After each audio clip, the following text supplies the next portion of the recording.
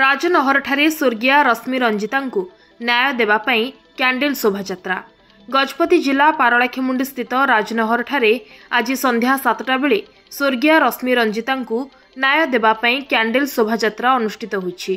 सूचना अनुसार गत दिन में रश्मि रंजिता बड़ कुमारंकु तांको गुणपुर निवासी ससुर घर लोके हत्या करिथिबा अभियोग आस्थिला, जहाँपर पुलिस अभियोग प्रकार रे अभियुक्त माननकु गिरफ्त करी कोर्ट चालाण करिछि। हेले स्वर्गीय रश्मि को न्याय देवा उद्देश्य रे एक शोभायात्रा बाहरी नगर परिक्रमा करी हाईस्कूल छकठारे पहुंचीथिले।